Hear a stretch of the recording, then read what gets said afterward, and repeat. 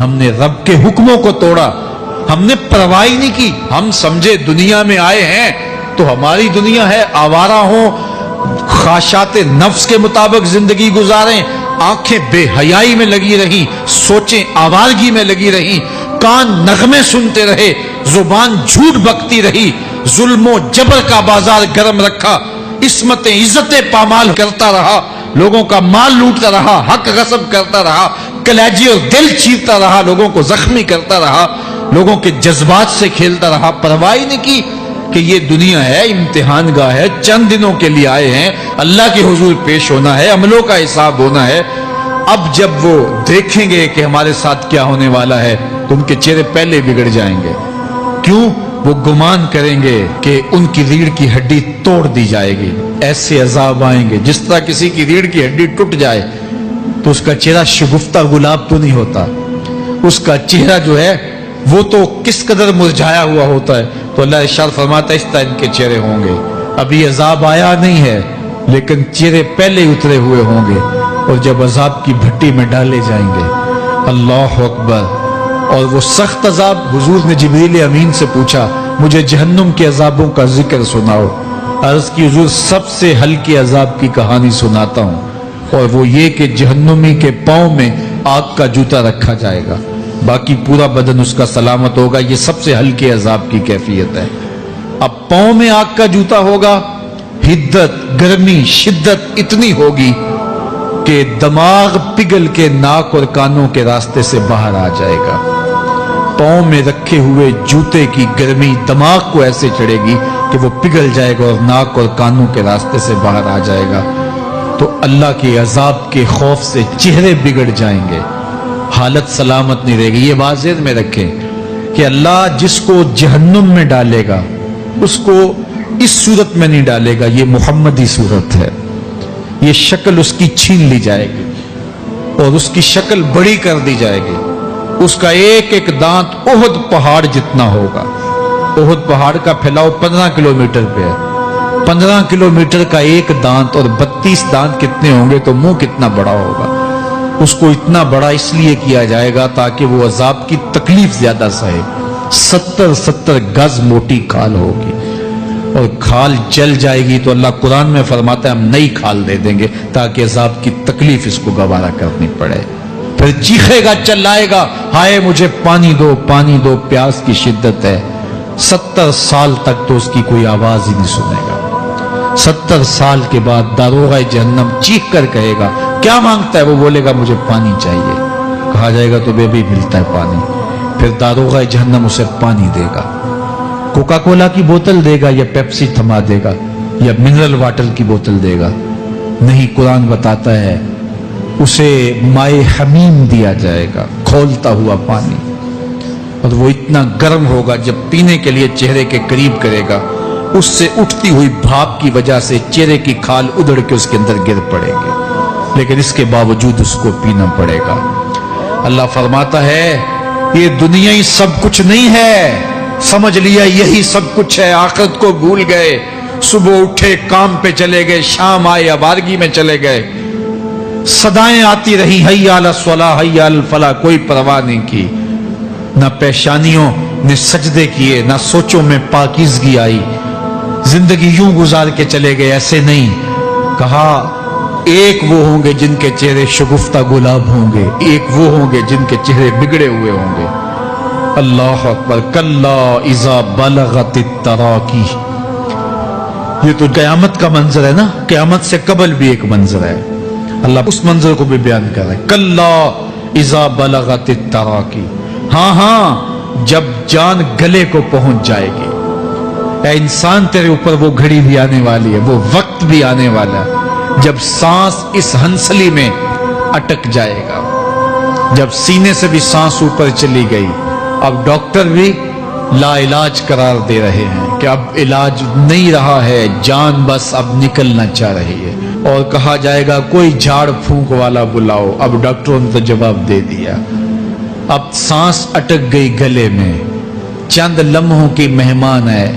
اب ڈاکٹروں نے کہا اب ہماری جانب سے لا علاج ہو گیا، اب لے جاؤ اس کو گھر یا وینٹیلیٹر پہ ڈال دیتے ہیں اس کو. بس اب ہماری جانب سے کوئی اس کا علاج نہیں ہے. اب گھر والے روتے ہیں, کہتے ہیں کوئی جھاڑ پھونک والا لاؤ, کوئی دم والا لاؤ, شاید وہ کوئی دم کرے تو اس کی جان میں جان آ جائے. ڈاکٹروں نے تو لا علاج قرار دے دیا. وَظَنَّ عَنَّهُ الْفِرَاقُ. اللہ فرماتا ہے یہ تو جھاڑ پھونک والے کو ڈھونڈ رہے ہیں, لیکن جس کی سانس یہاں اٹکی ہے وہ سمجھ گیا ہے اب موت آ گئی ہے. اس کو یقین ہو گیا ہے کہ اب موت کے لمحے آ گئے ہیں, اب میں بچ نہیں پاؤں گا. اب آنکھیں تاڑے لگی ہوئی ہیں. وَالْتَفَّتِ السَّاقُ بِالسَّاقِ. پنڈلی پہ پنڈلی چڑھ رہی ہے. جب موت آ جاتی ہے تو پھر پنڈلی سے پنڈلی لپٹ جاتی ہے, اس کو پھر جدا کرتے ہیں اور جدا کر کے دونوں انگوٹھے باندھ دیتے ہیں تاکہ پنڈلی کے اوپر پنڈلی نہ چڑھے. اللہ وہ منظر بیان کرتا ہے, صاحب یہ وقت آنے والا ہے جب دونوں انگوٹھے باندھ دیے جائیں گے, جب ناک میں روئی ٹھونس دی جائے گی, جب چٹے لباس میں کفن دیا جائے گا, جب غسال کے سامنے بے بس پڑے ہوں گے, وہ چاہے یہ بازو اٹھائے چاہے یہ بازو اٹھائے, گرم پانی ڈالے یا سرد پانی ڈالے, جب بس پڑے ہوئے ہوں گے جو ہے وہ غسل دینے والوں کے, اور ناک میں روئی ہوگی اور دونوں انگوٹھے آپس میں بندھے ہوں گے.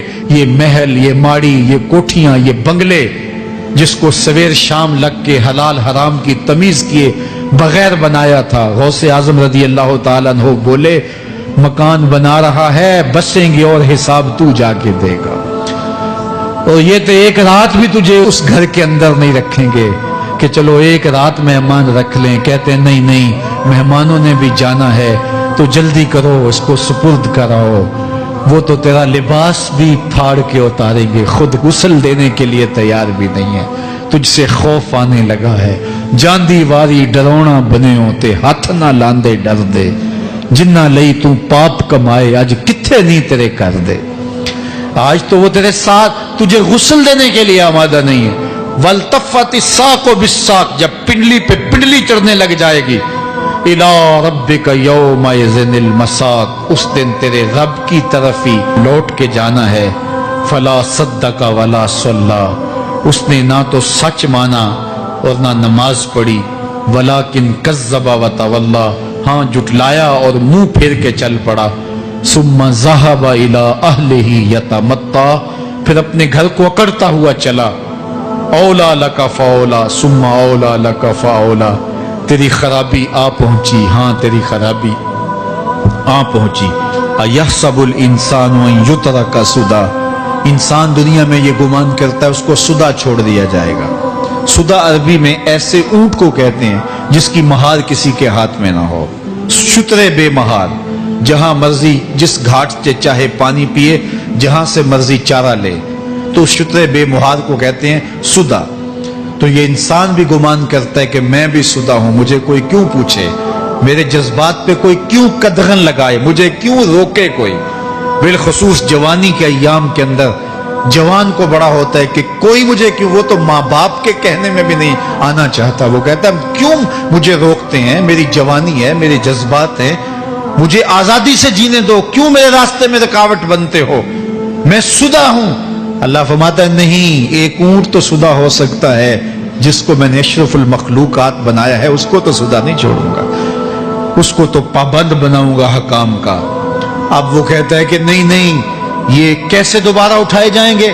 اب دوبارہ وہی بات پھر آ گئی. الم یک نطفۃ من منی یمنا. اللہ فرماتا ہے ایک بوند تھی نا, پانی کا ایک قطرہ تھا جو رحم مادر میں رکھا گیا. ثم کان علقہ, پھر وہ پانی کا قطرہ لوتھڑا بنا. فخلق فسوى, پھر اللہ نے اسے پیدا فرمایا اور پھر ٹھیک ہموار کیا. فجعل منہ الزوجین الذکر والانثى, پھر اس سے وہ جوڑ بنائے, کوئی مرد بنایا کوئی عورت بنائی.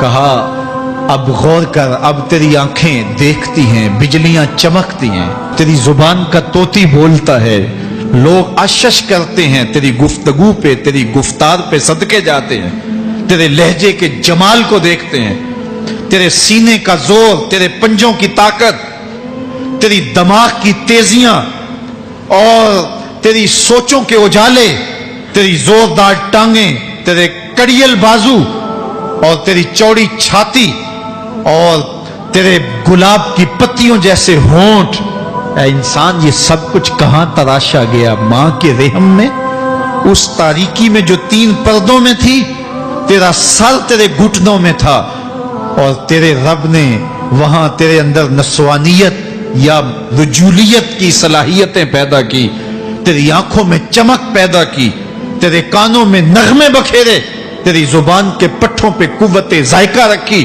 تجھے بولنے کی صلاحیت دی، تیرے پنجوں میں زور رکھا۔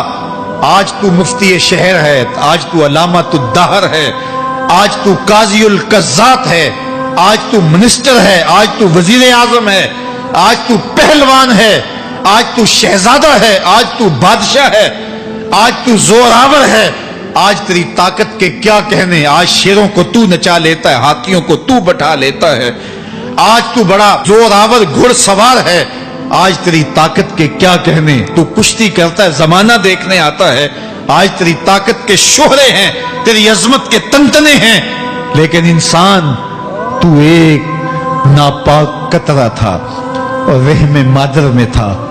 تیرے اندر یہ رنگ کس نے بھرے؟ تیرے کانوں میں نغمے کس نے رکھے؟ تجھے دماغ کی قوتیں کس نے دی؟ زبان کو بولنا کس نے سکھایا؟ آنکھوں میں توانائیاں کس نے رکھی؟ تیری زبان کا طوطی بولتا ہے، یہ سلیقے کس نے دیے؟ پھر اللہ فرمایا، کتنا زوردار بیان ہے، الیس ذالک بقادر علی ان یحیی الموتى، جو ماں کے پیٹ میں ایک نطفے کو ایک خوبصورت انسان بنا سکتا ہے، ہڈیوں کو جوڑ کے دوبارہ انسان نہیں بنا سکتا؟ کیا وہ دوبارہ تجھے کھڑا نہیں کر سکتا اپنے سامنے پیش ہونے کے لیے، جس کے حکموں کو تو نے توڑا ہے، جس کے فرامین کا تو نے مذاق اڑایا ہے؟ کیا وہ اتنا ہی بے بس ہے کہ اپنے حضور تجھے جو ہے وہ کھڑا ہی نہیں کر سکتا ہے؟ جس رب نے تجھے ماں کے شکم میں شکل دی، حضرت شیخ فرید الدین عطار بولتے ہیں، سانے کستی سلاتی می شود، ایسا کاریگر ہے مٹی سے بادشاہ بنا ڈالتا ہے۔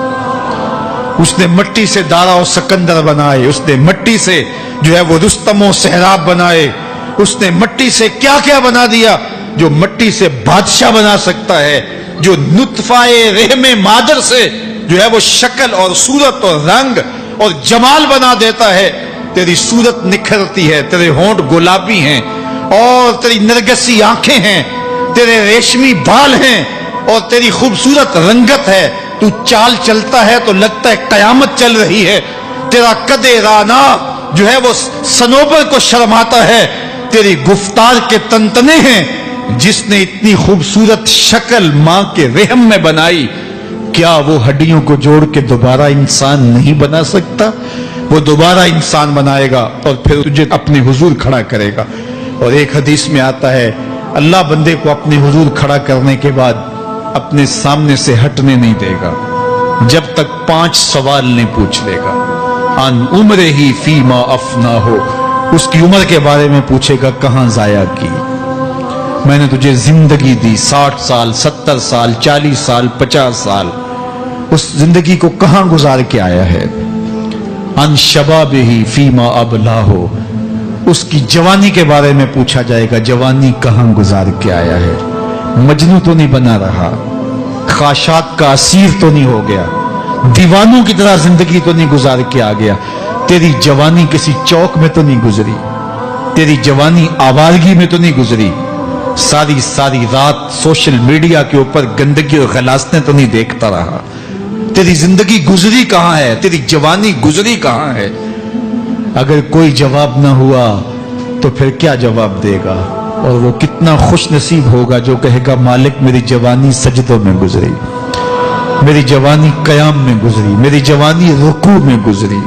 میرے حضور فرماتے ہیں، سبعۃ یظلھم اللہ فی ظلہ یوم لا ظل الا ظلہ، 7 اشخاص ایسے ہیں قیامت کے دن جب کوئی سایہ نہیں ہوگا، اللہ ان 7 کو اپنے عرش کا سایہ دے گا۔